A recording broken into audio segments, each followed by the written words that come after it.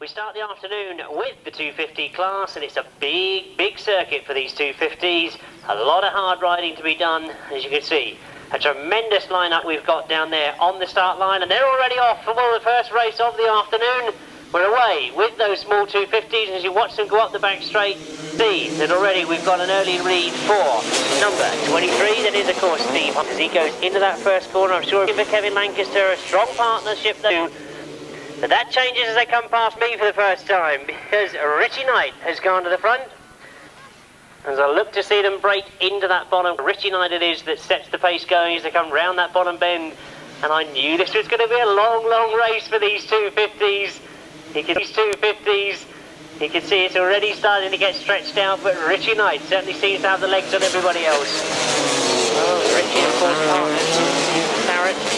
looking for Steve S.E.R.A. to come down. We've lost one ride on that top bend. But Steve Hines still setting the pace from Richie Knight. Looking to see Ian Lee Amos in there in third place. So no partnership as yet to be able to look for any team riding at all, as we've got those front three breaking away, looking anxiously for their partners. Go round that top corner, any of these riders are going to catch Steve Hines. He goes in past us to take his last lap flag. Oh, Lee Street it is that's up into second place now as he goes through in front of Richie Knight. So Richie's still there in third spot though, and the points certainly going to be very evenly spread in this first race of the afternoon if they stay as they are now. That top bend for the last time. It is the first race of the afternoon indeed. The first checkered flag in the 250 class goes to rider number 23, of course, that is Steve Hines. Gaining that second place is Lee Street. Third place finisher there, Richie Knight, and I was anxiously looking at the programme to see whether we've got any strong pairs, but Kevin Lancaster comes through in fourth place. So indeed it looks like a great start of the afternoon for Kevin Lancaster and Steve Hines. Race 1 reads as a win for number 23, Steve Hines. A good ride from him to start the day off. In second place, number 75, Lee Street. In third place, number 33, Richie Knight. Fourth place, number 143, Kevin Lancaster. In fifth place, number 120, Jamie Pantry. Sixth place, number 34. Seventh place, 32. And eighth place, 44. The winning time, 149.35. 23, 75, 33, 143, 120, 34, 32 and 44. The winning time, 149.35. A good start then if you look through those results quickly for Kevin Lancaster and Steve Hines. Equally, Lee Street and Jamie Pantry. It's the combination of scores between the pairs that of course count. It's all very well somebody winning a race, but they've got to look for where their partner is to score well. Of course it's all about pair racing. I think that's going to make it complicated as the afternoon goes on, but we'll try to keep up with things. We look for the second of the 250s and some very strong riders going in this one. John Dormer, Jason Stupp, Mark Wadsworth, they all go in this one, and we look to see them break going on the back straight. Looking at that very distinctive Mark Wadsworth helmet as he goes into that top corner. He's tucked in that bunch behind. I can't quite see who it is that's made the break. Richie Knight, I think it is, that's made the break, as we look to see them come down here. It is Richie Knight that gets to the front. Wadsworth goes into second place at the moment. As we look to see them break, you can see that John Dormer is a long way back in those very distinctive yellow leathers. Back in what is now fifth place at the moment. But no taking away from Richie Knight as he goes into that top corner. We saw him go wide first time round. We'll wait to see if he makes the same mistake this time. No mistakes though. And as I look across there, I can see that it is Mark Wadsworth that's got to that second place and is now starting to push Richie Knight. But I was anxiously looking to see who that was that had dropped in on the top corner. I hope that isn't Carl Wilkes, because that's going to make it hard for Mark Wadsworth. But as we see them go up the back straight, it is Wadsworth that takes over. Well, indeed, I noticed the crash helmet colours. It was indeed Carl Wilkes that had dropped it on that top corner. And as I look to the far side, I can see there's problems for John Dormer as he pulls out on that top corner. So Mark Wadsworth may well still score okay if Carl Wilkes can keep going to make up one of those lower places. Richie Knight doing well at the moment, and John Dormer back on song. Of course, Richie Knight and John Dormer paired together. So Watch to see where that set of yellow leathers ends up, because indeed that could make all the difference. It's about where both of you finish, not necessarily the guy that wins the race. Sure, Carl Wilkes will be definitely back on top of those tail enders. But the checkered flag goes to Wadsworth, his first of the afternoon. Richie Knight gets second place. Crossing the line in third spot is Jason Stott. Well, I think that was Glenn Cunningham that finished in fifth. But really, I think most of the eyes will be on these two riders that are finishing now. They're very, very strong pairs. John Dormer crosses the line very slowly indeed, and Carl Wilkes recovers from that fall. So the points will be interesting after those first two races.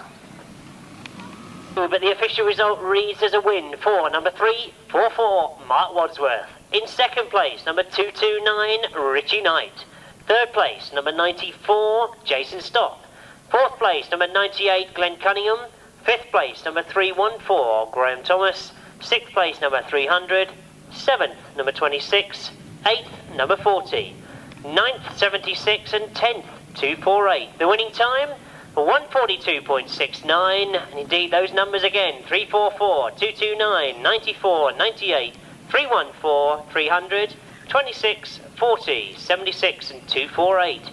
142.69 the time, and I'm sure a lot of you will quickly look at those results because Wadsworth scored well, but Carl Wilkes' partner finishing in 10th place. Richie Knight finished in second, his partner finished in 9th. That means they're at the moment going to be quite some way behind that partnership that we saw in the first race at Lancaster and Hines, as well as Street and Pantry. That's what pairs racing is all about, as you can quickly look and see that Jason Stott and his partner Graham Thomas finished equally third and fifth. That means they're going to be well shared between those two. And look at that, as I'm talking about it, I get handed the points from the 250s after the first leg. We're on to the 350s though as we get underway. The change in this one is there is no Paul Watson and Steve King. That is now 105 Steve Tideswell and come in place of 311 and 66. We're underway though, and we've got the 350s and some flying 350s we've got in the country at the moment. Leading at the moment is Keith Potts. He goes into that first corner with quite an exceptional lead on the rest of the field, as I'm sure all of you have spotted by now. That indeed was Wayne Andrews that we lost on that first bend. Marcus Hill, nice to see Marcus out again. He's having a go forward to the 350. Disappointed to see him. We go down, past us for the second time, it's still Keith Potts and a partner, Neil Scopes. For a tremendous start for Keith Potts and Neil Scopes. It's Wayne Broadhurst that's holding up third place at the moment. But look at those two. This is the way the pairs races. Both of you get out and finish 1 and 2. This is what it's all about. This is going to make it strong for the rest of the field to catch you in the second ride. Trying to go for that inside line. You're there still. The partnership that's together. Trying to make a lot of room for each other to make sure there are no mistakes. Wayne Broadhurst still there in third spot. Jason Hickman holding fourth, so there's no strong pairs behind them at the moment. Those front two are paired together, so indeed they will be pleased with this first ride. Around that top lane they come for the last time in their first ride, and it's going to be a win for Keith Potts. His partner crosses the line in second, Neil Scopes. In third place, number 158, Wayne Broadhurst. Jason Hickman finishes in fourth.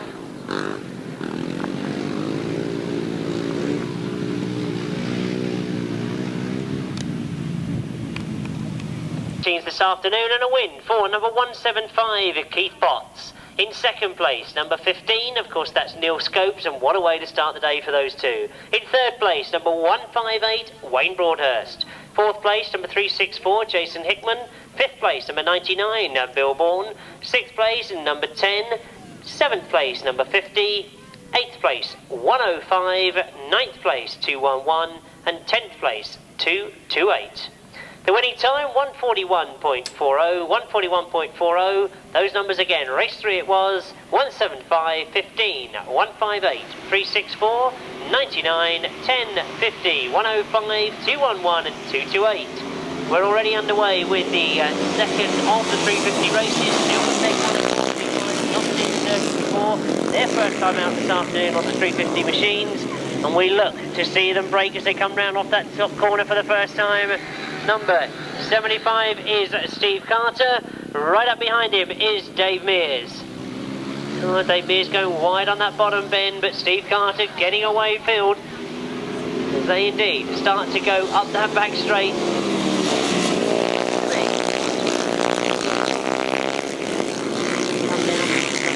Second time. Well, a good ride for Steve Carter.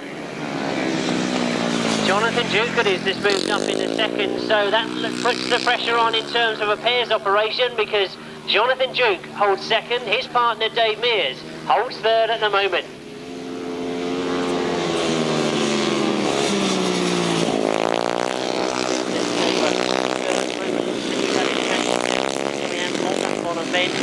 Look to see them go past us into their last lap. It is Steve Carter that's still there. Jonathan Duke and Dave Mears still holding that second and third. Martin Jacobs, of course, is the partner of Steve Carter. I was looking for him as they came round, and that is Martin Jacobs in fourth place. Scoring extremely well this time, as we see them come round off that top bend, finishing their first race of the afternoon, and it's number 75, Steve Carter. Jonathan Duke takes second, Dave Mears takes third. A good score for those two, and equally a good score for Martin Jacobs, finishing in fourth with that win from his partner. Number 75, Steve Carter. In second place, number 25, Jonathan Duke. In third place, number 139, Dave Mears. Fourth place, number 14, that of course is Martin Jacobs. Fifth place, number 26. Sixth place, number 21. Seventh place, number 27. Eighth place, 190. The winning time, 140.71. And am I allowed to say, did you all notice that our ACU chairman of the Grasstrack and subcommittee finished in 7th place? Those of you that didn't know, that of course is Colin Sweeby. Those numbers again for race 4, 350cc, 75, 25, 139, 14, 26, 21, 27 and 190. The winning time, 140.71.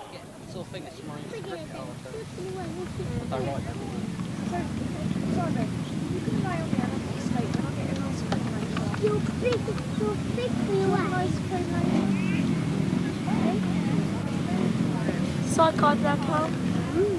500. That is good. It's a bit stupid. So when there's two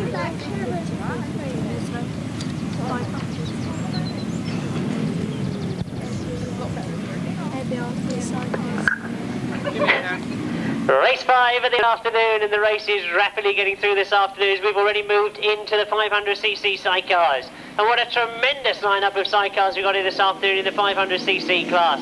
A lot of these guys who were racing out in Holland yesterday, they travelled overnight indeed. I think we're in for some great 500cc sidecar racing this afternoon. I can't pick with myself which is the strongest pair on paper, but let's see how they go. As number 50, number 30, my apologies, Mel Goodwin and Lester Goodwin. They had such a good day yesterday out in Holland, and I'm pleased to be able to tell you they finished second overall in their racing yesterday behind the Dutch champions. No mean feat whatsoever, and indeed going well this afternoon, showing us exactly how they managed it. But number 21 giving them a bit of a hard time at the moment, Paul Miller and Rob Reed. The new pairing of these two. Rob thought that he retired from passengering this year, but he's been dragged back to partner Paul Miller, and indeed showing the reasons why. But we'll look to see perhaps the combination of the pairs, because you've got at the moment Mel Goodwin and Dave Colin not scoring too well at the moment as a pair, because Mel Goodwin's going well, but I can see that Dave Colin is a little bit further back, so we'll look to see where Paul Miller's partner is. Paul, of course, rides with Wayne Boys. That looks a much stronger pair to me. Number 91 it is that we're looking for. He's back in 4th place. Well, I'm sure a lot of you on that far side realise the mistake I'd made then. I'm saying that Dave Colin wasn't scoring too well, and of course he's in 3rd place at the moment. So that pair looking very strong indeed. We've got the leaders still, Paul Miller and Rob Reed. Their partners, Wayne Boyd and Jason Holmes, back in 4th place, but 2nd and 3rd paired together as they come past us going into their last lap. Paul Miller and Rob Reed still hold the lead from Mel Goodwin and Dave Colin. Well, I'm glad somebody else noticed that. You all realised what I'd done, didn't you? I thought he was holding the last lap flag, didn't look twice, and of course it was the checkered flag. Win for number 21, Paul Miller and Rob Reed. In second place, number 30, Mel Goodwin, Lester Goodwin.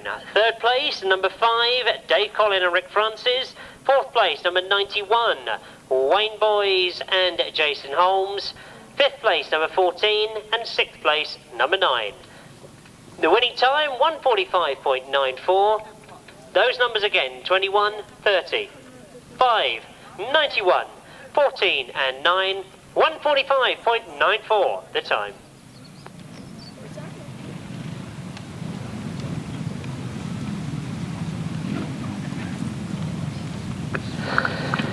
So, quickly looking as we add those up, I don't know whether I can do the mental arithmetic on these, I don't think I'll try, but I'm just wondering whether you've quickly added up those 500cc sidecar points, because we've got 8-4, number 21, Paul Miller. His partner, of course, is Wayne Boys. They've got... Oh, look, I knew if I started trying to add up mentally, look, I'd get the experts handing me the sheets now, look, straight away, look. Well, I was trying to work that out mentally, and I thought they're bound to be close, and... That was a bad statement, wasn't it? They've just, now I've confirmed to them that I'm mental, so they've realised that, yeah, as I thought it would work out, we've got two pairs in the 500cc sidecars on exactly the same points from that first ride. That's what pair racing is all about. It's not necessarily going to contest the line in first place, but looking to see where his partner finishes. In race 6, we see them coming around that first bend for the first time. Kevin Laird and, of course, passenger Alan Pithouse did extremely well last year in this competition. They are indeed one of the pairs that holds this title so far from last year. This is, of course, 1991 results. Kevin Laird partnered Roger and Mark Newman. This year, changing partnership, Terry Herbert. So, we look to see them come round for the second time. Still the lead with Kevin Laird and Alan Pithouse. Well, Alan and Lynn Peck have moved into second. Brian Canning is up into third place as they start to get a little bit spread out going round that big, long bottom bend. Not too much in terms of pair scoring in this one because Kevin Laird is definitely looking to see where partner number 47, Terry Herbert, Shaun Herbert is. Kevin Laird knows that he's scoring well. His partner at the moment, a long, long way back at the back of the field, so not very pleasing with this one for Kevin Laird, but as we look to see the middle of the field, that's where the pairings are starting to get grouped together. Alan Peck and Lynn Peck still holding that second place. They partner number 141, and of course it's Rob Williams and Colin Davis. The checkered flag goes to Kevin Laird. That's his first checkered flag of the afternoon. Looking over his shoulder is Alan Peck. He takes second. Rob Williams, his partner, follows him home in third place. So, good scoring then from Alan Peck and Rob Williams. They look pleased with that one. In terms of points, the official result reads as a win for number 7, Kevin Laird and Alan Pithouse. In second place, number 20, Alan Peck and Lynn Peck. In third place, number 141, Rob Williams and Carwyn Davis. Fourth place, number 49, and of course is Brian Canning and Colin Lewis. And in fifth place, number 57, their partner, of course, Mike Reed and Andy Robertson. Sixth place, number 47, and the winning time, 1:43.45. 7, 20, 141, 49, 57, 47. The winning time, 1:43.45. Well, indeed, that makes it very interesting in the 500cc sidecars because we've got 3 pairs that have gone from that first leg, 13 points each. I'm saying each, of course, per pair. For number 5, Dave Colin, number 30, Mel Goodwin, 13 points from the first ride. Alan Peck and Rob Williams, paired together, 13 points. Wayne Boys and Paul Miller, paired together, 13 points. I said it was going to be an interesting competition in the 500 sidecars. It started off exactly that way. Well, how much more interesting is it going to be in the 500cc solos? A tremendous lineup of pairs you got in this afternoon. I don't think any of you have probably been brave enough to try and pick who it is that's going to win this pairs competition this afternoon. The first race of the afternoon, we see them come round that first bend for the first time. Our first chance to see the leading pair at the moment as they go down past me. Jeremy Doncaster, followed by his partner, Paul Hurry. So a very, very strong speedway bias pair, you might say, but as they go up that back side of the hill, you can see that Jeremy Doncaster, a lot of stops this morning, a bit more like a traditional run. Jeremy Doncaster will revel in that. Paul Hurry, of course, following in his father's footsteps, will revel in it as well. Number 215 is, of course, Steve Wilson. He'll be anxiously looking for brother John, number 214.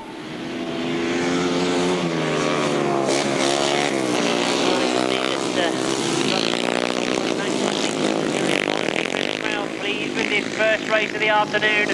Well, with Jeremy Doncaster looking over his shoulder to see how close his partner was. I'm sure he'll be pleased to see that he's up into second place.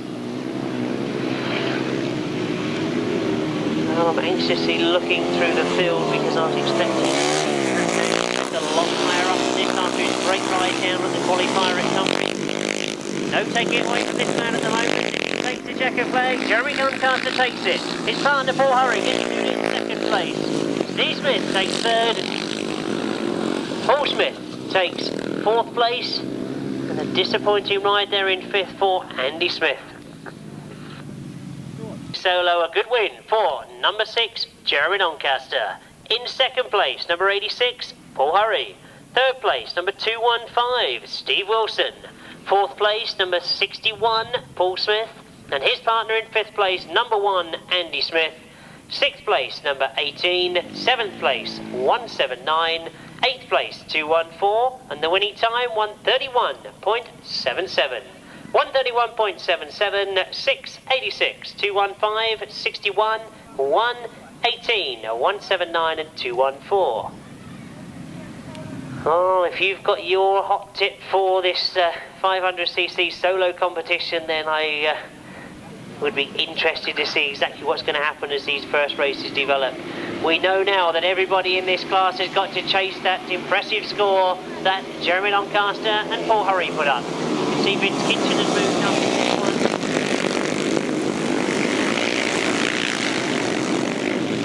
Well, his partner, of course, is Gary Lobb. Gary Lobb's gone around the outside. Those two together. Andy Riley has got through to the front. So Andy Riley partnered with Trevor Banks, who's a long way back down the back of the field. So we'll be looking to see whether Trevor Banks can make up ground on the riders in front of him. Well, Gary Lobb and Vince Kinchin almost together, but look at Banks go up the inside. A great ride from Trevor Banks. Himself up in the third place to go in that top bend. And we've lost two riders on that top bend as Vince Kinchin's put it down going into the bend. Andy Riley still holds the lead as they go down past us. Quickly both those riders are back up off the circuit. Indeed, the race stays as it is with Andy Riley leading from, at the moment, in second place.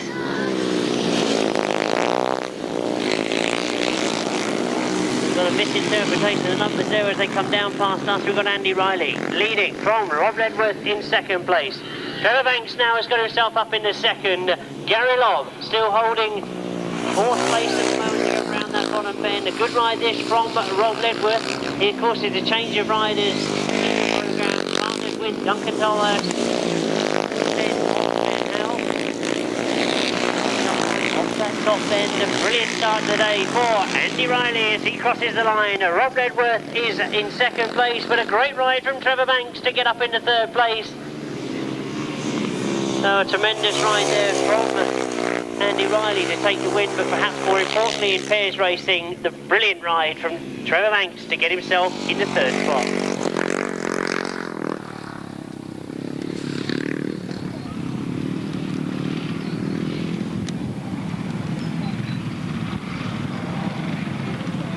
Riley in second place, number 39, Rob Ledwith. Third place, number 2, Trevor Banks. Fourth place, number 7, Gary Lobb. Fifth place, number 74, Duncan Tolhurst. Sixth place, number 81.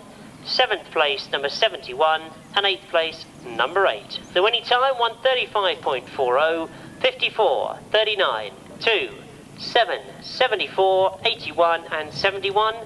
Number 8, of course, finishing in 8th place. The winning time, 1:35.40.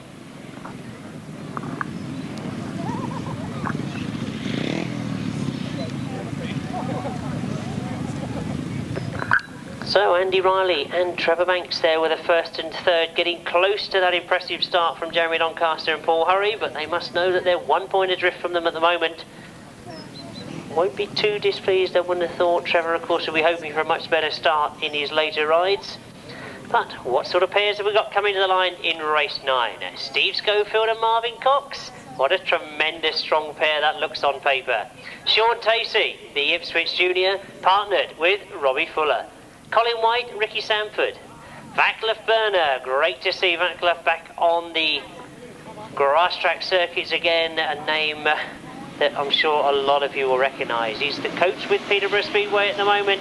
You'll be looking to see him go well this afternoon. But as we get underway, I'm sure all of you have recognised those three letters. And look at Marvyn Cox. Well, Cox missed the start completely, but he's totally overrun that first corner. He got up for that mistake in the start line, and he's got up behind the man in second place, S.E.R.A. So S.E.R.A. having some good rides on the Speedway circuits this season, gets himself into second and goes after Schofield. And Marvyn Cox will be looking to make up for that second place. Hurry about a win in that second place and trying to put the pressure on in this first race. Schofield looking over his shoulder, wonders where his Paul Speedway partner is, and Cox has now moved through into second place. So now we might perhaps see the doors being shut, because Marvyn Cox and Steve Schofield, if there's anybody knows about team riding, it's these two together. Over his shoulder he looks again, Schofield, looking for Cox to come up and get a little bit closer with him. Now it'll be one to the outside of the bend, one to the inside of the bend to make sure nobody gets through here. Well, you can see Scoey deliberately going wide there, allows Marvyn Cox the full racing line. Again, Scoey rides around the outside and lets Marvyn Cox have the best of the racing line. It means that it gives Marvyn Cox a better chance to get away from the man in third place. And I can watch the stealer go around the outside, because Scoey's realising he's exactly who he wants to be inside of him. Marvyn Cox, of course, his partner. The checker flag is looming, those two are moving their shoulders together as they cross the line, and Scoey's backed up. Well, indeed, Scoey's lost the momentum. I thought they were both looking around anxiously, and Scoey lost power completely as he crossed the line. It all went wrong on that last bend. The official result leads as a win for number 11, Marvyn Cox. In second place, and a tremendous start to the day for Vaclav Verner. He finishes in the 31, Colin White. 5th place, number 3, Steve Schofield. 6th place, number 42, Robbie Fuller. And 7th place, 04, 8th place, 41. The winning time, 1:35.09. The numbers again, 11, 10, 69, 31, 3, 42, 04, 41. And the winning time, 1:35.09.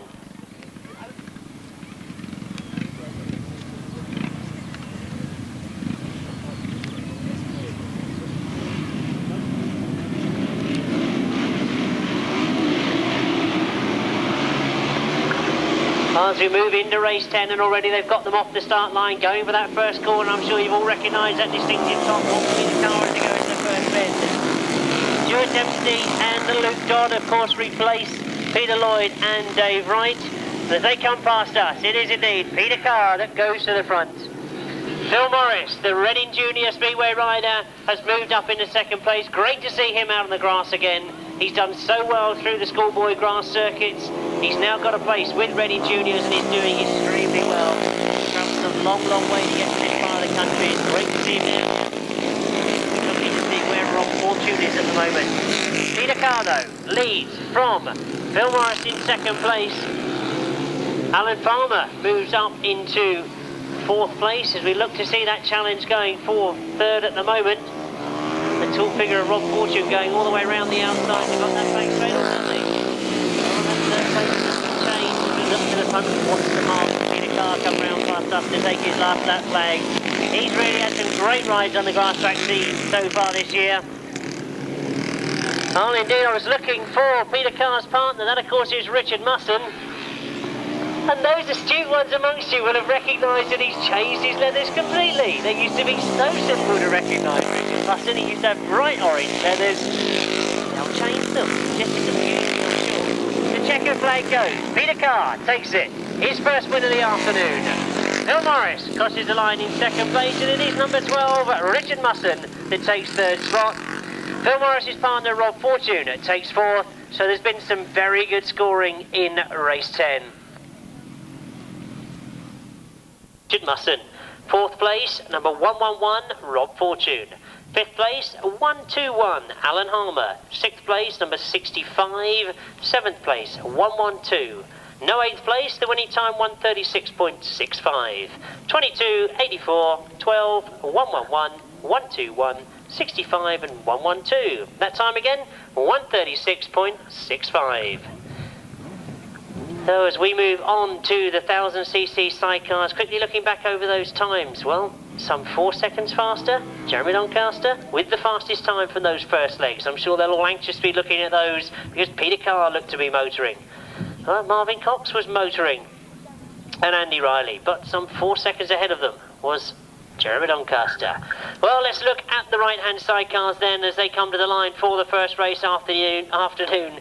We know we've got 1 or 2 changes. That pairing of the partnership of number 13, John Halsley and Tony Miles. They partner now with number 46, Andy Nourish and Mike Ravel. But the rest of it should be as per the programme. As we look to race 11, Mike Cave and Dave S.E.R.A, a good local pairing, those two. And I'm sure they'll be looking to do well in front of their own crowd. Russelling and Steve Dewison. Russell having a brilliant season so far. Steve Dewison, well, he's had mechanical problems, but he said he's keen and ready to go today. Bob Baseby and Tim Bennett, again 2 local riders, and Bob, of course, has picked up some good results in the last few weeks. So, a good way to start the 1000cc sidecars. Russelling in very determined form. Very easy to spot, so I'm sure that you'll be able to pick that one out as they come past us for the first time. A good clean start it is. Looks like Tim Bennett has made yet another of his brilliant starts. Well, if anybody could teach you how to get off that start line, I'm sure it's got to be this man, Tim Bennett. Well, now this is going to be interesting because you can see that we've got a change as we go to the front. Russelling back in 5th place at the moment. Will he be able to get through? It's a big, long circuit. And look at Steve Dewison going very, very wide on that bottom bend. Well, I said to you, it's about gearing on a track like this. And Dave S.E.R.A looks to have got it absolutely spot on. As we now start to see both Russelling and Steve Dewison moving through the rest of the field to get themselves up in the place. Down that back straight. I'll be anxious, of course, to know where Mick Cave is, but at the moment Mick has got some work to do to catch up some points. He's at the back of the field at the moment, but Mick Cave and partner Ian Well doing well at the moment is staying in front of number 12. That, of course, is Tim Bennett and Jason Glennie.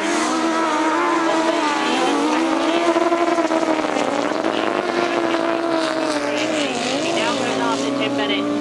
Goes into that bottom bend looking for second place this time as he pushes Tim Bennett slightly wide, looks for the inside line, and that's a brilliant corner from Russelling and Paul Urich. They've now got Mick Cave to go after as they go to that top corner for the last time in their first ride. Steve Dewison looking also to go after Tim Bennett. Russelling can hold Tim Bennett up. Steve Dewison can come through. So will we see Russelling try and hold up Tim Bennett in that bottom bend to allow Steve Dewison to get through? It's not going to be the case. Dave S.E.R.A, of course, is going to take it. But most interestingly, I think, is that 3rd place, because as we go by, it's Russelling that gets 2nd, Tim Bennett in 3rd, Steve Dewison finishes in 4th place. Well, I'm sure there's a lot of anxious 1000cc sidecar crews standing in the pit box watching that one.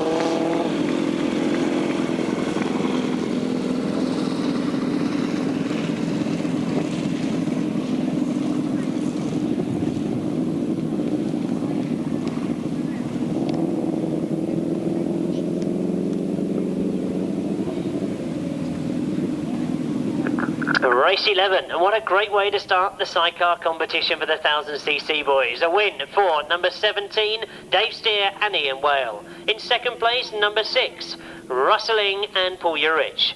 3rd place, number 12, Tim Bennett and Jason Glennie.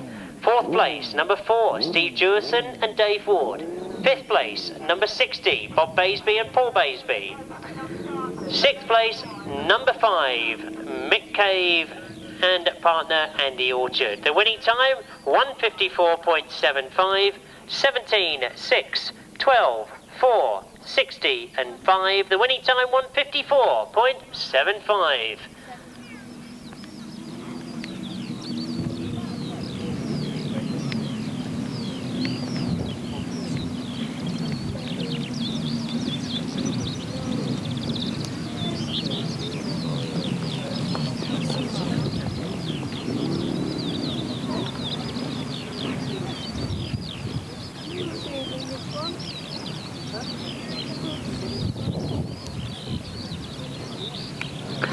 Well, indeed, as we look to the line, I'm sure a lot of you down near there have realised we have only got 4 outfits. It means no Paul Pinfold and no Gary Moon by the look of it, as I'm stretching my eyeballs to see what's happening on that start line. Well, I do hope that one of those crews will come and tell us what's going on, because a lot of people here this afternoon were expecting to see those two go on this very, very big S.E.R.A circuit. But let's not take it away from the crews that are out there at the moment, as you can see. Richard Piggott and Martin Baker. That pairing, of course, is out against what was going to be Gary Jackson and Ivor Matthews, but it looks as if there's problems for Ivor Matthews. Well, he's got an intelligent head on him. I'm sure he'll know that if he keeps going, he can still pick up good points by finishing 4th place. But it's going to be a scrap then to see whether Gary Jackson can split these two up. Richard Piggott has got away from because Gary Jackson will be desperate to try and split these two up. At the moment, holding a maximum, of course, looking to repeat their performance from last year. They hold the title of 1991 Best Pairs winners. And there's problems for Gary Jackson as well, so it does look as if it's going to be an easy run for last year's winners, Richard Piggott and Martin Baker. Going now, so these two outfits will know. You can see them talking to each other as they know that they've just got to keep those machines going to get what is going to be a 3rd and 4th place. Gary Jackson, I'm sure, is anxious of that situation. I'm sure he'll make sure he gets that finishing line, but chance for us perhaps to watch and see how Richard Piggott is going this year. We haven't seen that much of him, or should I say that? We've seen lots of other things. Tied up with that. Ray, of course, looks after the machine. Oh, it was interesting perhaps to see that we don't have the challenge from the Australian Gary Moon and Sidecar Supreme Paul Pinfold. I do hope that somebody from one of those pit crews is going to inform me a little bit more. I know there is a lot of people here that wanted to see them go on what is a big traditional grass track. So, oh, race 12, and that one, of course, was full of incident, as you all saw, but it doesn't mean that Richard Piggott and Martin Bailey are going to be upset. The official result of race 12, a win for number 92, Richard Piggott and Martin Bailey take 1st place. Number 92 in 2nd, number 9, Martin Baker and Shane Can. 3rd place, number 23, that's Gary Jackson and partner Kevin Williams. 4th place, number 15, Ivor Matthews and Mike Dowles. No 5th or 6th. As I say, more information on that as and when I get it. But the winning time, 1:52.26. 92, 9, 23 and 15, 1:52.26. And we move on to race 13. 3 more pairs coming to the line. Rob Wilson, Neville Penfold together. John Hiscock, Roy Spreadbury, Rory McGuigan and Ian Macaulay. So the partnership of Rob Wilson, Vince Jones, Neville Penfold and Paul Randall looks a promising one on paper. Let's see how those two go, as Rory McGuigan has made a brilliant start into that first bend, while Neville Penfold has gone around the outside of Rory McGuigan, but we're looking for Rob Wilson. So, down the back straight we go, as Neville Penfold and Paul Randall get to the lead, and look at Robbie Wilson going for the outside line, around the outside of Rory McGuigan. Well, he hasn't made it this time, but he's certainly in a challenging position, and that's a very, very quick circuit to take. As 3 outfits come past me together, we've got the partnership of Rory McGuigan and Alan Berry, who've gone from 2nd to 4th place. 3rd place, well, I thought they had, but you can see that Robbie Wilson has picked his moment carefully, and he's gone round the outside of Roy Spreadbury. Neville Penfold and Paul Randall, though, going extremely well, get away from the rest of the field, as Rob Wilson and Vince Jones now must realise that they've got their partners just up in front of them. So these two crews aware that Richard Piggott has a fairly easy start to the day. They know that they've got to try and keep with them as we go into that bottom corner for the 3rd time. To see this crew qualify for the British Masters down at Tunbridge in the qualifier. You may well remember if you were there. They tried to qualify for the Masters last year, were going very, very well as a crew. Missed out their informal this year. They got through from that Tunbridge qualifier round, so we're going to see them in the lineup for the British Masters. And I think, as a lot of you must agree, since they won that Sidecar Spectacular, they're a very powerful crew, and indeed a great great way to start the day for Neville Penfold and Paul Randall. Their partners go home to make it even better in second place, Rob Wilson and Vince Jones. Roy and Ken February, a good ride in third place, and their partners John Hiscock and Shane Lapham finishing in fourth place.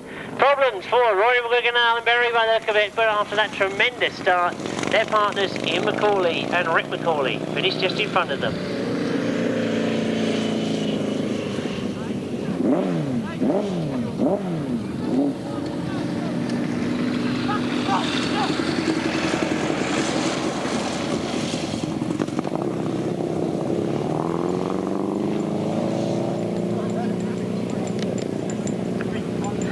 Race 13, it's the first leg with the Sidecars, 1000cc of course, event 5, a win for number 2, Neville Penfold and Paul Randall. I know, you've all got that one in, haven't you, already, but this is official. In second place, number 24, Rob Wilson and Vince Jones. Third place, number 43, Roy and Ken Spreadbury. Fourth place, number 184, John Hiscock and Shane Lapham. Fifth place, the pairing of number 50, Ian and Rick McCauley. Sixth place, number 127, Rory McGuigan and Alan Berry. The winning time, 152.59. 2, 24, 43, 184, 50 and 127, 152.59. And without being an Einstein, I think that means that we've got two pairs on exactly the same points. The maximum you can get from any one race. It is, of course, Martin Baker and Richard Piggott, joined now by Neville Penfold and Rob Wilson. So who have we got going in race 14? The partnership of John Halsley and Chris Skipper. My apologies, no, it's Tony Miles that rides for him this afternoon. John Halsley and Tony Miles. Joining them, not Neil and Mark Page, it is number 46, Andy Nourish and Mike Ravel. Jerry Adams is partnered with Pete Colvin this afternoon. Mike Wells is partnered with Alan Blewett. So some strong pairs again. Andy Norris going well in practice. Bit disappointed that he never rode in the national qualifier. I'm not getting involved in any of those arguments. No, I can't work out why either. But Andy Norris didn't ride in the national qualifier to try and get through to the Masters. He'll be looking, I think, to do well in this ACU National Best Pairs to show that he's got points on record. Now, I'm sure they've done every inch of action they could to make sure they show well this afternoon. John Halsey, of course, with new machinery this year. There's always a rider that you know is going to be thereabout. But as we get underway, it's race 14 that leaves the line, looking perhaps for Alan Blewett to come through, but he's missed the gate as it is indeed John Halsey that's got to the front. Mark Wells has tried to go through on the inside, but John Halsey has to slot into second place. There's problems for our leader there, as you can see. It's all got a bit tight in that first bend. Well, indeed, as he looks to the top there, you can see that it was Andy Nourish that had problems on that top bend. Oh, I don't quite know what that mechanical problem was, but hands went in the air. The rest of the riders tried to avoid them if they possibly could. But you can see, unfortunately, it was Pete Colvin that couldn't get round the stopped outfit of Andy Norris. And both rider and machinery still in the racing circuit, so the clerk of the course, in the interest of safety, putting those red flags out. It means the rest of the riders just coast round and make their way back to the start line for the rerun.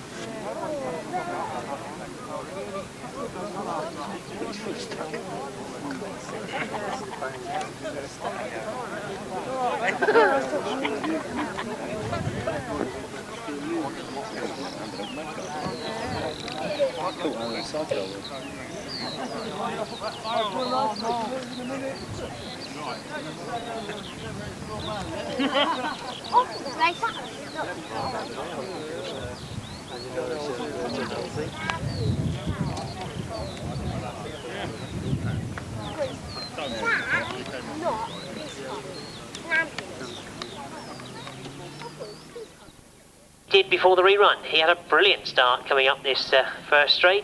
It's a long straight, so very difficult to get the gearing absolutely spot on. And as we look to see them go this time, we can see John Halsey has again made a good start, but Alan Blewett has made a much better start this time.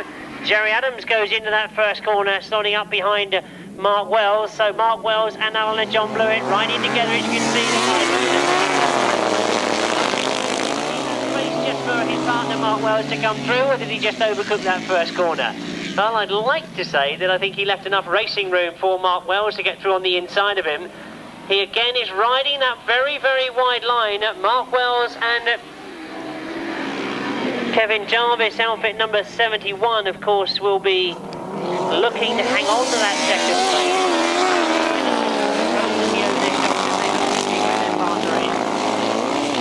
Down the back straight we go, and now that front two have really got the legs on the rest of the field. The two pairs that are together behind them are John Halsey and Andy Nourish, so they're scoring well in third and fourth place. But John Halsey, I'm sorry to say, is looking down at the machine. Does that mean there's Paul Chris Skipper very casually sitting on the back of that outfit?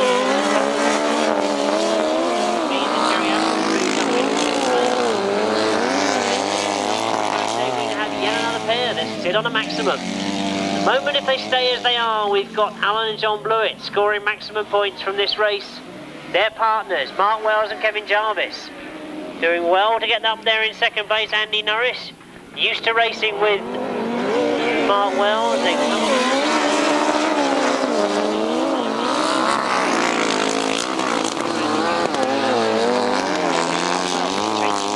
Alan and John Blewett, making sure that he stays with him and lets his partner know that he's there. The checkered flag will go for them this time as they come by. Alan and John Blewett take it. Mark Wells and Kevin Jarvis get second. Andy Nourish and Mike Raval get third place.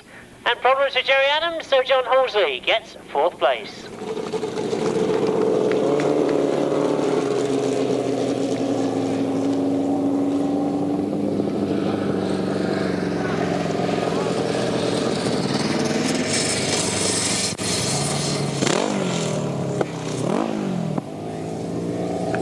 Race 14, after the rerun, of course, the result, a win for number 3, Alan and John Blewett. In second place, number 71, Mark Wells and Kevin Jarvis. Third place, number 46, Andy Nourish and Mike Ravel. Fourth place, number 13, John Halsey and Tony Miles. Fifth place, number 55, Jerry Adams. The winning time, 152.68, 3, 71, 46, 13 and 55, 152.68.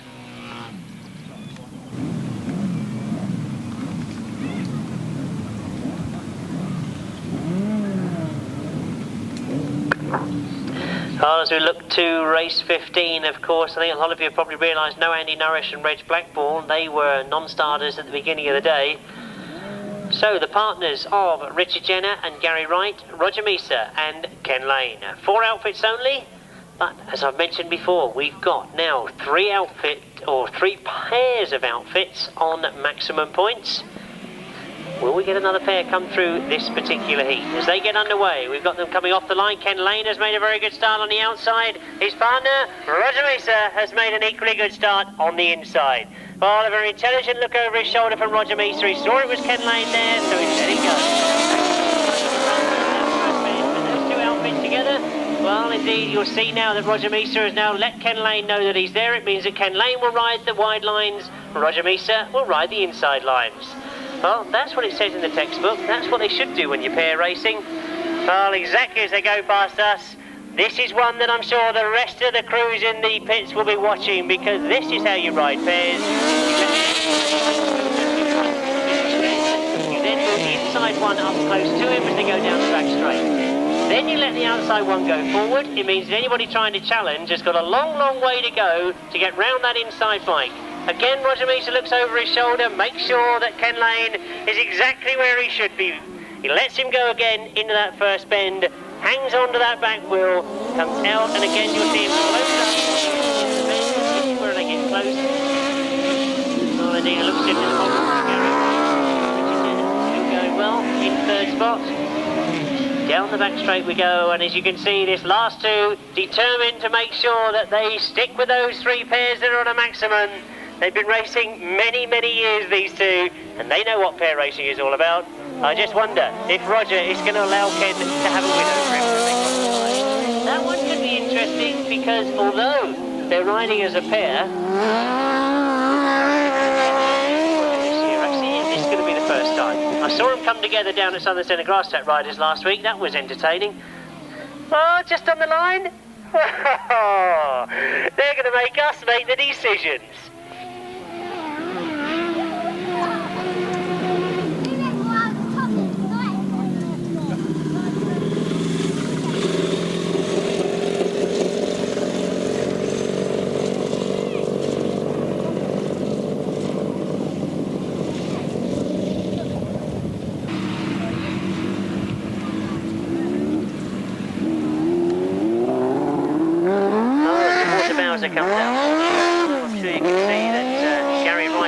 gone up and told Andy Nourish that he's got to finish if he can to make sure of that 4th place.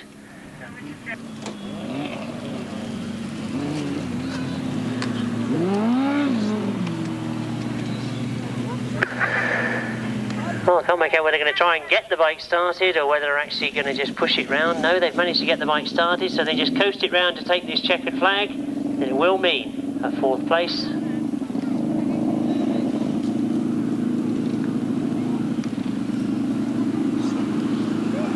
Well, I think that looks like a back wheel puncture to me, the way the passenger's trying to relieve the weight from the back wheel.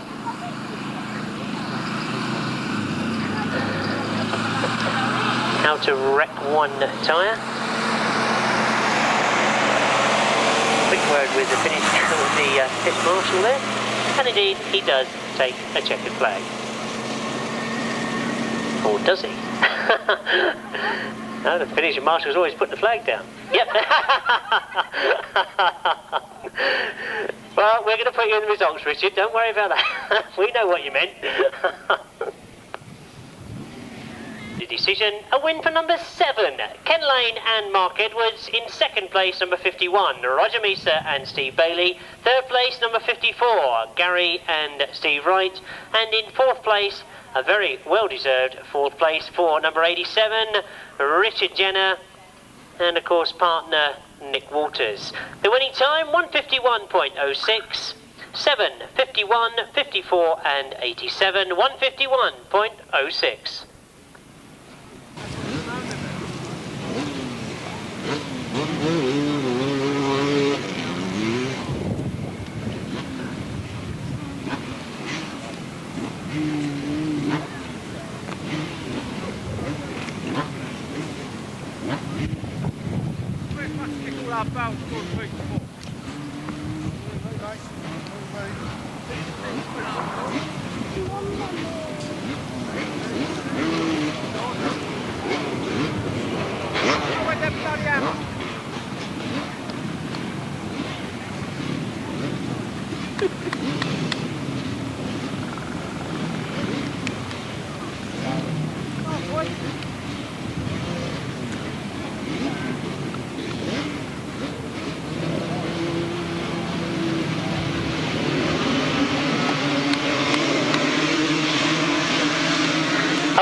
Race 16, and we're back with the 250s. Remember this at the beginning of the day?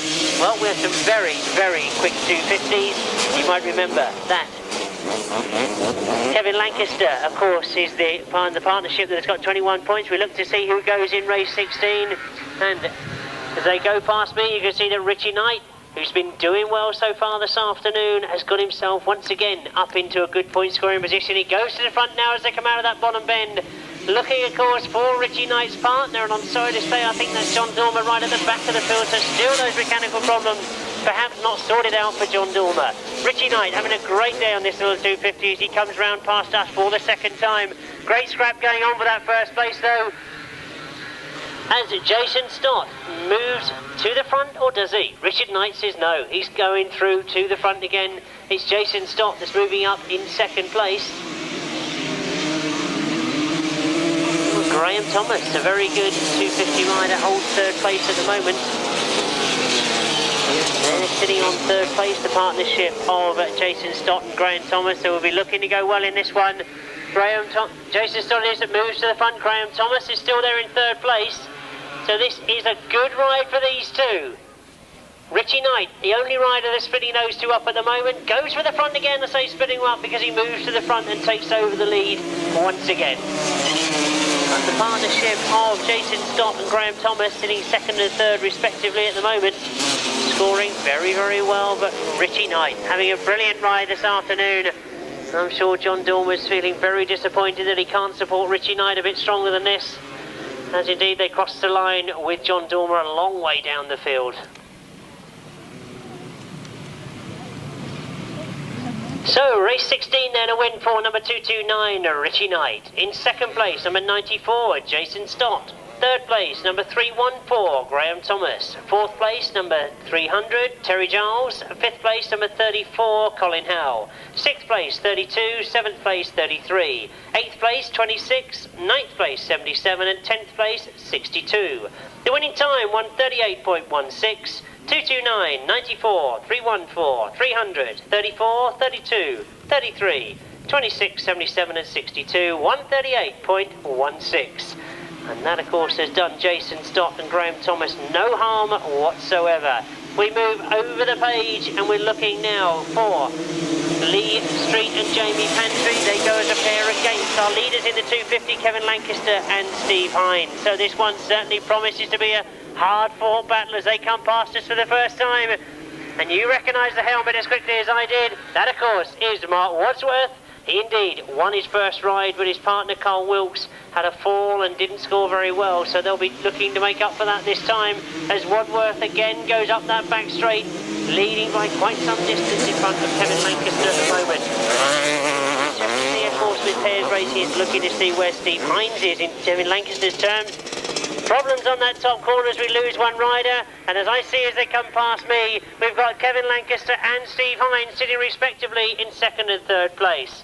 Lee Street has got up into fourth place, so that won't do his scoring any harm whatsoever. That was indeed was. Look to the top, can't make who that rider was that fell, but as we watch Mark Wadsworth come round, indeed is looking to take his second win of the afternoon. But this pairing looked very, very strong this afternoon in the 250s. That, of course, is Lancaster and Hines.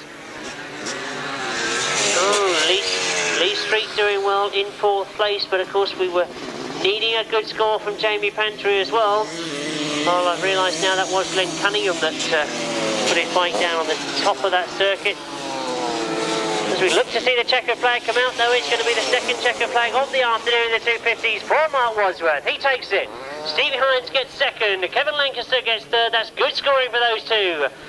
Lee Street gets fourth, and moving through just into fifth place was Carl Wilkes.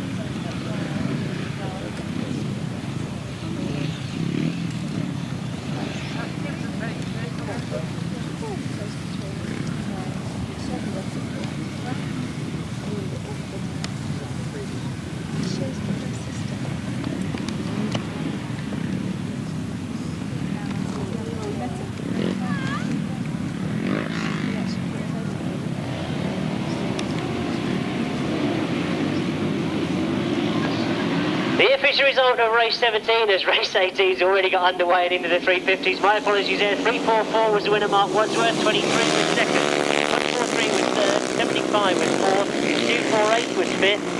Sixth was number 40. Seventh 120 and eighth 183. I'll go over those again in a very few moments when I give you the result of race 18. We're of course up with the 350s, and after one leg we were looking perhaps for, well, let's see who we got in this one. On very good points we had Steve Carter and Martin Jacobs, so we're looking for 75 and 14.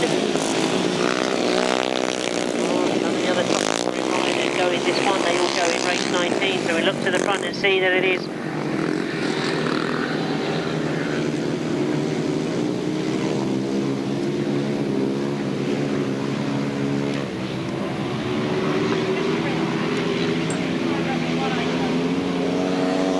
adding to the confusion. Of course, I was looking at 188, 158, of course, is Wayne Broadhurst. Check that one in on the programme. as they come by. That certainly looks like Wayne Broadhurst to me.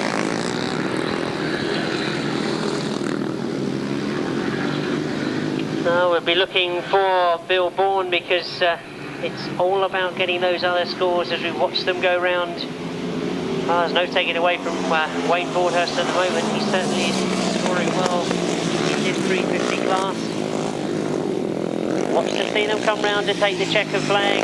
It is indeed Wayne Broadhurst then takes it. Steve Carter gets second. And Jason Hickman got fourth. Was looking for Martin Jacobs, and I'm sorry to say, I think that might be Martin Jacobs on the floor.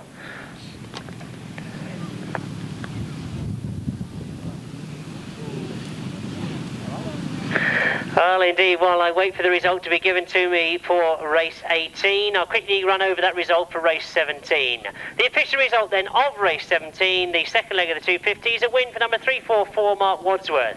In second place, number 23, Steve Hines. Third place, 143, Kevin Lancaster. Fourth place, number 75, Lee Street. Fifth place, 248. Sixth place, 40. Seventh place, 120. Eighth place, 183. And the winning time, 141, exactly. 141.00. 344, 223, 143, 75, 248, 40, 120, and 183. The result then of race 18 that we've just finished, a win for number 158, Wayne Broadhurst. In second place, number 75, Steve Carter. Third place, number 364, Jason Hickman. Fourth place, number 50, Andy Wickham. Fifth place, number 190, Mark Whiteham. And in sixth place, number 99, can't read my own handwriting here. Seventh place, number 21. And in eighth place, no eighth place finisher, of course. The winning time, 140.03. 140.03 the time.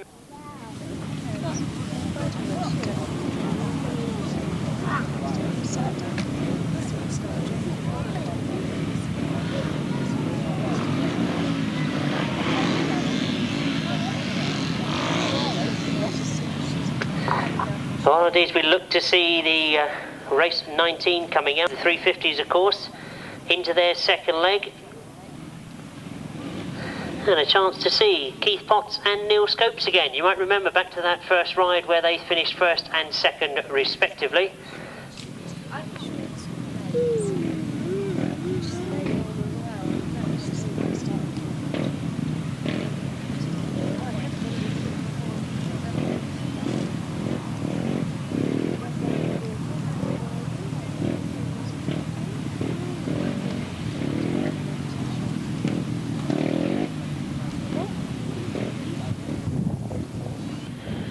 Wayne Andrews and Marcus Hill didn't have such a good start, so the change in this one, of course, is 105 Steve Tideswell goes in place of Paul Watson, and number 10 Paul Pratt goes in the place of Steve King. So away we go then for race 19, the second leg of the 350s, looking perhaps for Keith Potts and Neil Scopes to score well. See Neil Scopes through on the inside. That was indeed, as he goes very, very wide on the exit of that first bend. Has he lost it? What he gained on the entrance of that bend? Well, it is indeed number 25, Jonathan Duke, that's got to the front. And Keith Potts looks in determined form this afternoon as he again tries to get himself back to the front. Slots into second place this time, but Jonathan Duke has got away from them as they go up that back straight. Where he made the advantage on that first bend, on the entrance to the bend, but lost it coming out. This time he's got a much better line. Oh, Keith Potts it is that's in second place. Oh, Neil Scopes is holding third place at the moment, so a good scrap between these front two pairs, because Dave Mears, back in fourth place, is partnered with the leader, Jonathan Duke. Jonathan getting away just from Keith Potts and Neil Scopes, but Keith Potts looks every inch of the way possible as being able to get around Jonathan Duke. Again, he challenges hard. Looks for his partner to come after him, Neil Scopes, but really, I think Neil Scopes has resigned himself to the fact that what he's got to do is make sure that Dave Mears doesn't get past him as Keith Potts again goes for Jonathan Duke on that bottom corner. He pushes wide on the exit of the bend, making sure that Jonathan Duke has to go wide, and Neil Scopes goes up into second place. we see them go round that top end. We've got these two in the position that they were first time out. That, of course, was in a maximum position. They're in exactly the same place. Once again, it's Keith Potts that takes it. Neil Scopes gets second. Number 139, Dave Mears gets third.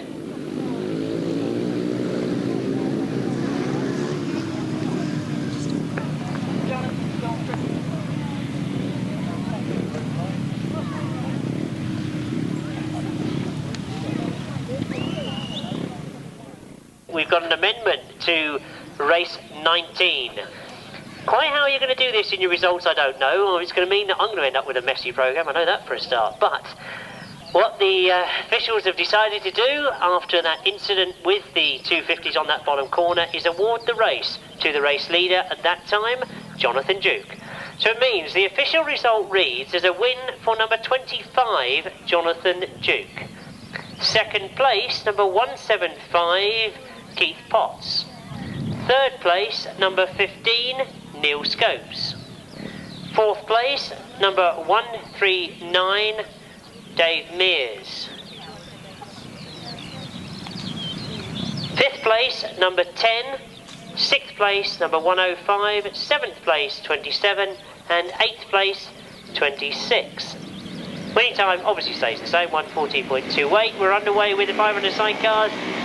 And I thought my programme was going to be a mess, but I've just put my heart out to the people that do the points for it, because of course they've got to reach those points again. But for the moment, we will stick with the race we've got in hand. It is, of course, the 500cc sidecars. As they come past me for the first time, remember, we're looking to see Paul Miller and Wayne Boyce, perhaps. It is indeed Paul Miller that's going for that front place. As we go into that bottom corner, Paul Miller on the inside, comes round hard on the inside, and he gets drive going up that back straight. So Paul Miller and Robbie take over the lead as they go into that top end for the second time. Wayne Boyce is back in fourth place at the moment, so he'll be looking to come through as the race develops. But Alan and Lynn Peck it is that had that early lead that now get themselves in second place. Their partners, Rob Williams, and of course passenger to Rob Williams is Carwyn Davis. They hold third place, but that may change as I speak, because you watch that third place as Wayne Boyce closes up on number 141, Rob Williams. So as we look to the last lap flag, Paul Miller and Rob Reed having a good ride, but Alan and Lynn Peck going after them. As you can see, that scrap for third place has not changed at all. Wayne Boyce desperately trying to get through into third place. But Rob Williams determined to hang on to it. He knows that if he can stay just up behind his partner, they've scored well as a team together. They've split the points up between Wayne Boyce and partner. Well, as they take the checkered flag, that's indeed how it finishes. Oh, Paul Miller and Rob Reed did indeed get the checkered flag, but they'll be anxiously looking over their shoulders to see where their partners Wayne Boyce finished. But Alan Peck and Lynn Peck, once again a good ride from them in second place. Rob Williams, their partners, finishing in third. Second leg of the 500cc sidecars, a win for outfit number 21. That, of course, is Paul Miller and Bob Reed. In second place, outfit number 20, Alan and Lynn Peck. Third place, their partners, number 141, Rob Williams and Carwyn Davis. In fourth place, number 91, Wayne Boyce and Jason Holmes. Fifth place, number 14, Simon Baird and John Barley. Sixth place, number 9, Mark Stubberfield. The winning time, 1:40.23. 21, 20, 141, 91, 14, 9. And the winning time, 1:40.23.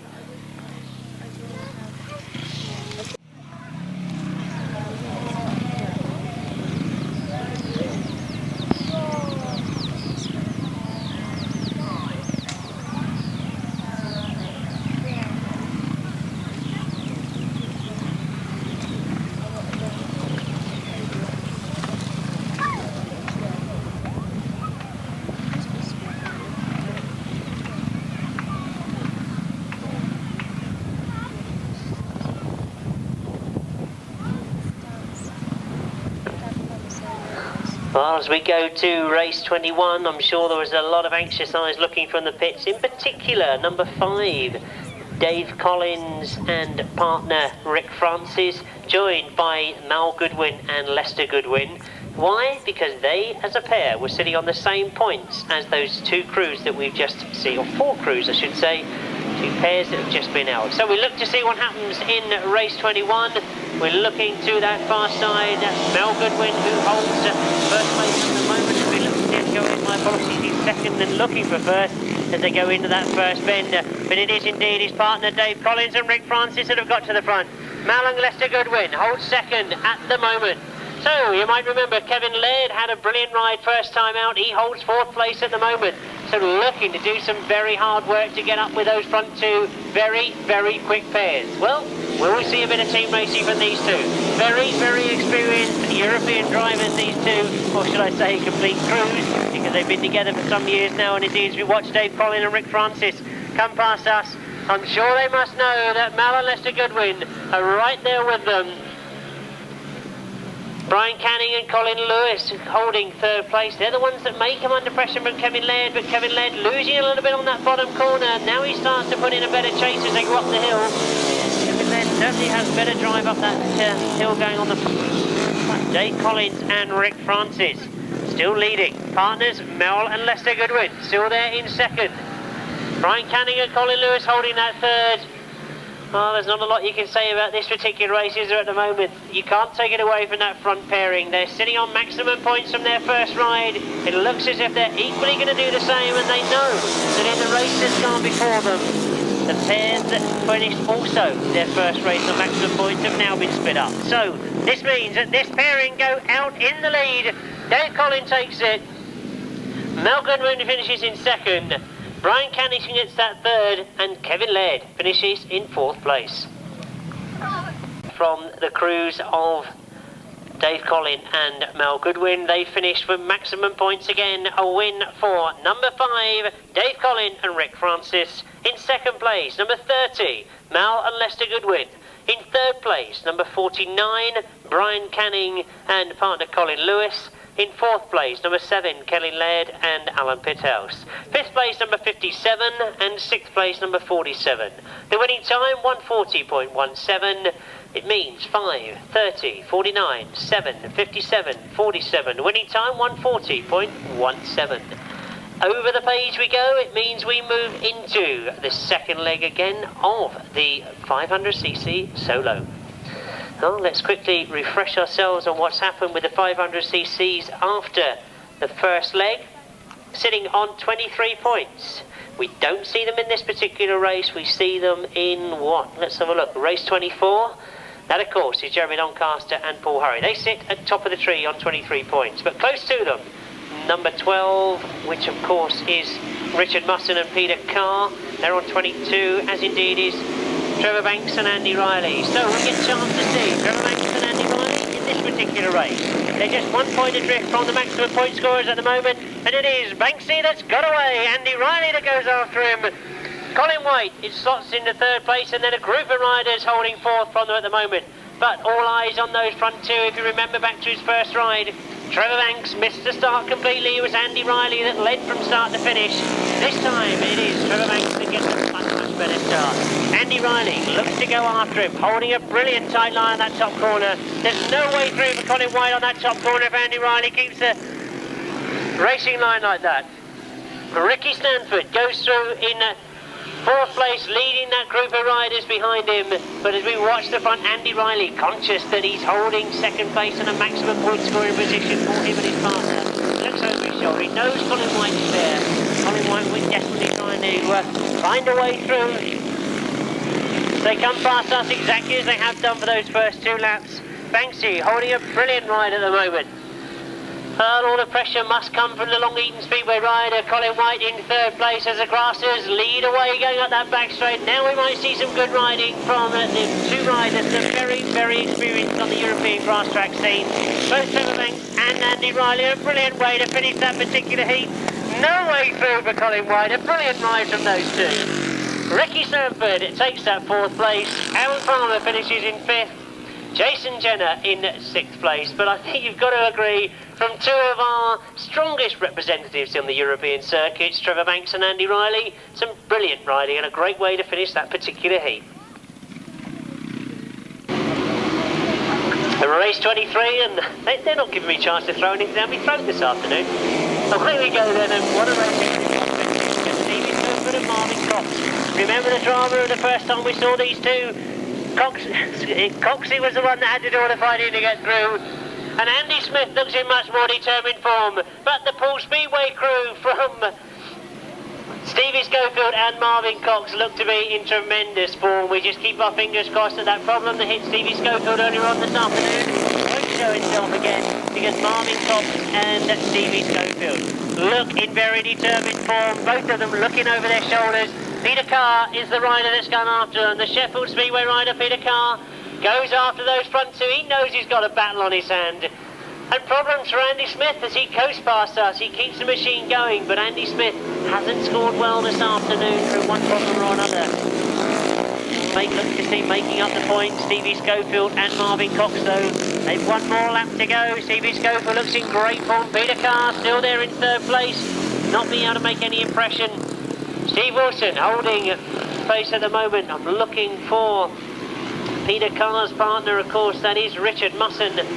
The 12, I can't see Richard. That's some sort of problem. But look at Cocko and Schofield. Both the Paul Pirates riders indeed come into the line, but Peter Carr desperately having to go around the outside.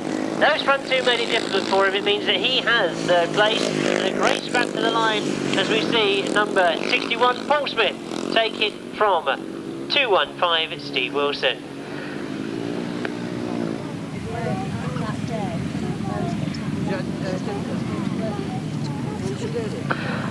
Race 23 then, the official result, a win for number 11, Marvyn Cox. In second place, number 3, Steve Schofield. In third place, number 22, Peter Carr. Fourth place, 61, Paul Smith. Fifth place, number 215, Steve Wilson. Sixth place, number 12, Richard Mussen. Seventh place, number 1, Andy Smith. And eighth place, number 214, John Wilson. The winning time, the quickest of the afternoon for the 500cc solos, 1:30.65. 11, 3, 22, 61, 215, 12, 1, 214, and the winning time 1:30.65. Well, it's fast, it's furious indeed. We've got a great racing prospect here because we've got our only maximum point scorer riders from the first rider. Look at Jeremy Doncaster. He casually looked over his shoulder to see where Paul Hurry was. Almost as if to say, come on boy, I'll show you the quickest way round. Look at the way they've gone into that bottom bend. Jeremy Doncaster looking every bit the professional that he is. Goes up that back straight, almost dragging Paul Hurry along with him. But let's not take it away from Paul Hurry. He really has come on leaps and bounds since he joined the adult scene. And indeed going very, very well. Watching the master in front of him. Gary Lobb, the only one of the rest of the field that can get an answer to them. But it's going to take a lot to beat this pair this afternoon. They really do look in absolutely brilliant form. Well, a lot of people wondered why Jeremy Doncaster paired up with Paul Hurry. Those are the sort of questions I'm going to ask later on this afternoon if we see these guys winning this event. But at the moment, let's just enjoy the brilliant riding style of both these riders as Gary Lobb goes extremely wide and shows a little bit of the circuit to one or two of the crowd up there on the top corner. He didn't mean to do it, honestly. He just got taken a little bit wide. We can enjoy as they come round for the last time. It'll be the checkered flag, and what a way to keep the momentum going. Maximum point scoring from their first ride. They've done it again as they cross the line. Jeremy Doncaster takes it. Paul Hurry gets second. Gary Lobb gets third. And as they do indeed finish race 24, Robbie Fuller was the man that made up the ground on the rest of the field.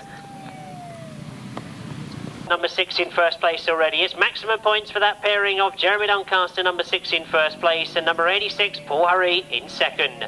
Third place, number 7, Gary Lobb. Fourth place, number 42, Robbie Fuller. Fifth place, number 74, Duncan Tolhurst. Sixth place, number 39, Rob Ledwith. Seventh place, number 8, Vince Kinchin. And eighth place, number 41, Shaun Tacey. The winning time, 1:31.37. 6, 86, 7, 42, 74, 39, 8 and 41. The winning time 1:31.37.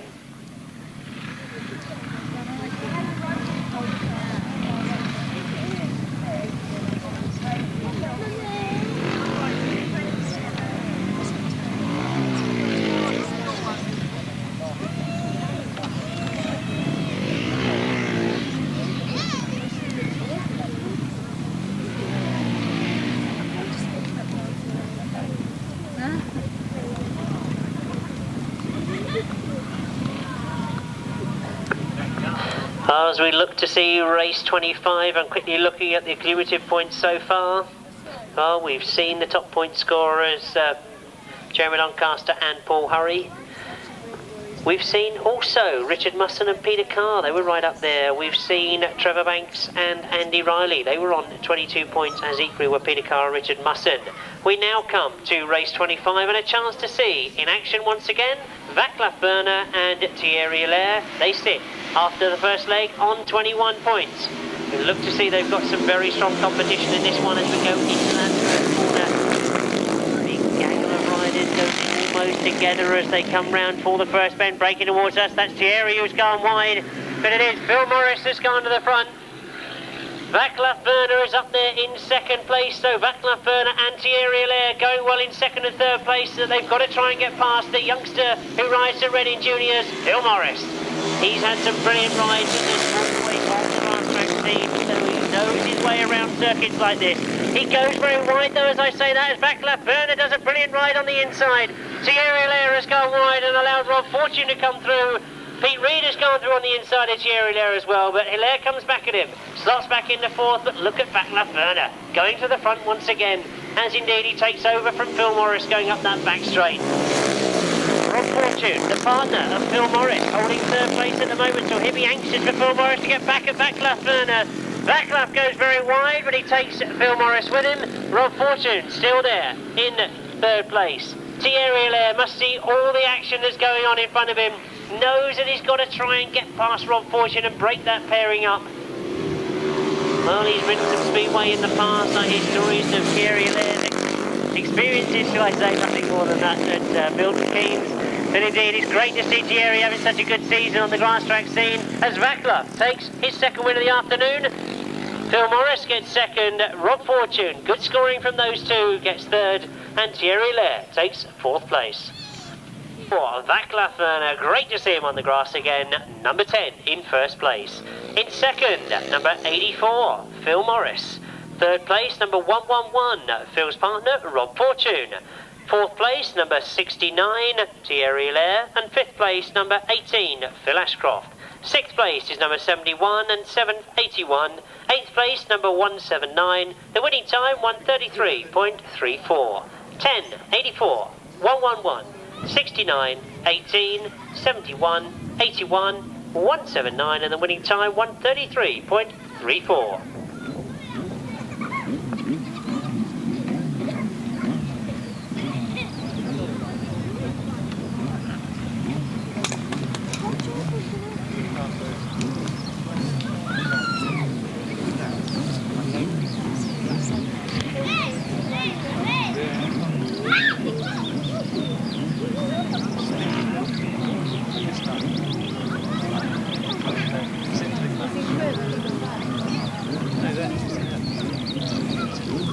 Well, I said it was close in the pairings of the 500cc sidecars. It couldn't be closer in the sidecars. We've got no less than 4 pairs sitting on maximum points from the first leg.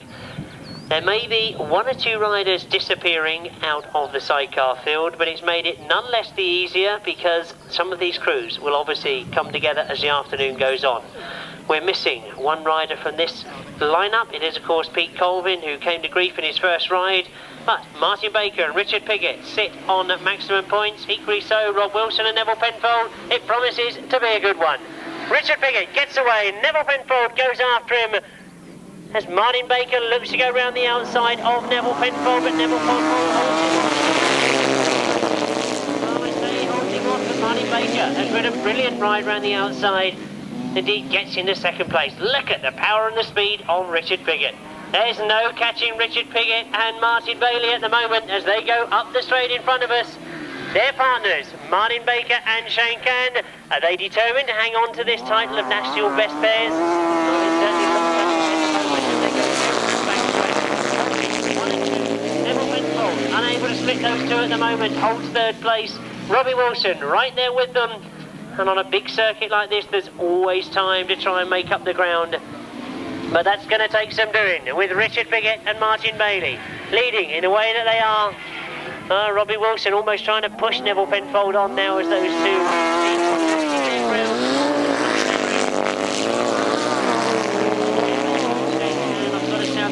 best I've seen them going this season. They've not had too much luck in the big meetings that I've seen them at this year. It's great to see them really desperate to hang on to this title. Well, Robbie Wilson takes over from Neville Penfold. So things not quite so good for Neville Penfold as they were first time out. They know thereabouts with the third and fourth place they've got at the moment. But maintaining a maximum, last year's winners as they come to the line, Richard Piggott and Martin Bailey, Martin Baker and Shane Cann. Picking up good points, Robbie Wilson and Vince Jones and Neville Penfold and Paul Randall.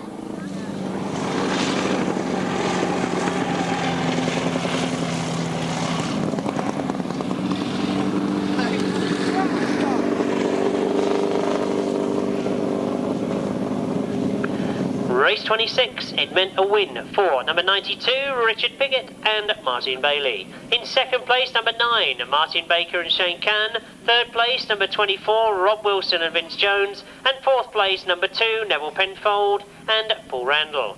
The winning time, 1:48.05. 4 finishes only, 92, 9, 24 and 2, 1:48.05. And I've just been told that is indeed the fastest of the sidecars so far. Well, he looked like he was motoring. He's proved it on the stopwatch. A great win for Richard Piggott and Martin Bailey. It means that 9 and 92 maintain their maximum 11 points, putting them on 22 after 2 rides. Now, I'm not going to do any more, and I've just been assured by the point scorers that that was absolutely correct. I'm not going to try and do any more. I'm going to stick with the things that I know I can be sure of. Not taking any chances as it gets to the end of the day. Over the page we go. We're with leg 2 still, of course, race 27. We're right-hand side cars who know Paul Penfold and Gary Moon, of course. Mick Cave and Dave Steer. Well, they had some good rides first time out. You remember Dave Steer had a brilliant win first time out. Well, I'm talking really about maximum pair scorers, and you can't get any better than Roger Meester and Ken Lane. They rode brilliantly well in their first ride. We split them up on the line. It was just the knobbles on the tyre that split them, but Ken Lane took it from Roger Meester. They would be more interested in the course of taking this best pairs title. So, 11 points from their first ride. They'll be looking for the same thing again this time. Oh, Dave Steer had a win first time out, so it might be Dave Steer that's going to put the gun amongst the pigeons and get between these two. Mick Cave, I'm sure, will be disappointed with his first ride. Didn't score very well at all, so we're looking to go much, much better this time. But I can only apologise for the fact that Gary Moon was hoping to ride here this afternoon. And indeed, as we get underway, you can see there's problems for Mick Cave on the line, but Dave Steer again has made a brilliant start. Ken Lane flies into that first corner. Roger Meester just slots in behind him, shutting the door for Dave Steer. Then again, you can see the power of Roger Meester's outfit. Powers down that back straight. It's almost a case of I don't really want to stop it. He really is getting that outfit wound up down that back straight. Well, he's a traditional grass track rider, as I think a lot of you will appreciate. He loves this sort of circuit. And as he sees that Ken Lane is right there with him on his front.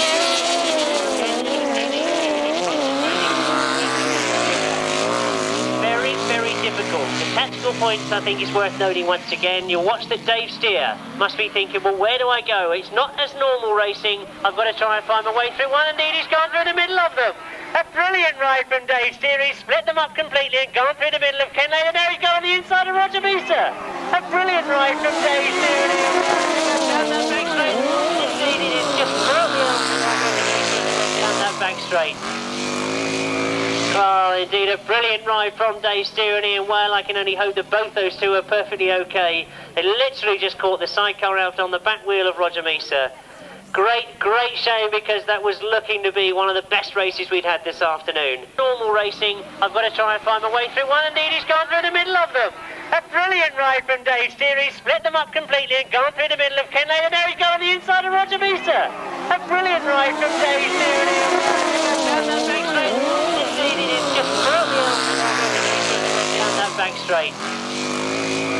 Oh, indeed, a brilliant ride from Dave Steer and Ian Whale. I can only hope that both those two are perfectly okay. They literally just caught the sidecar out on the back wheel of Roger Meester. great shame, because that was looking to be one of the best races we'd had this afternoon.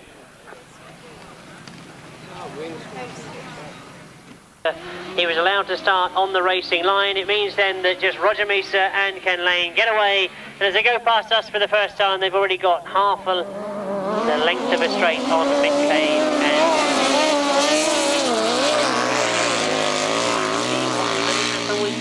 well, Roger Mussen might think that perhaps I'm going to try and put up the fastest time to show Richard Piggott I'm going to go as fast as he is. Don't know, I'm only guessing. Perhaps that's going to be what Roger's tactics are. He's left Ken Lane for the moment, so there's certainly no team racing at all in this one. He obviously assumes that Ken can beat Mick Cave on his own merits.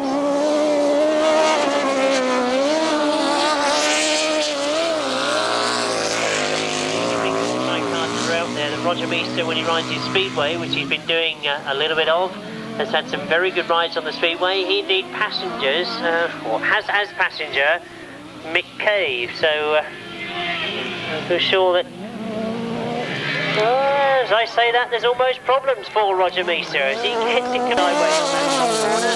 Steve Bailey quickly jumps in the chair. Roger okay, and now Ken Lane takes over. So is it Ken Lane that's going to put up a very quick timer compared to the fast one we've seen from Richard Piggott? And of course was in race 26, the fastest of the afternoon for the Sidecars. But the most important thing here this afternoon is that both these crews stay on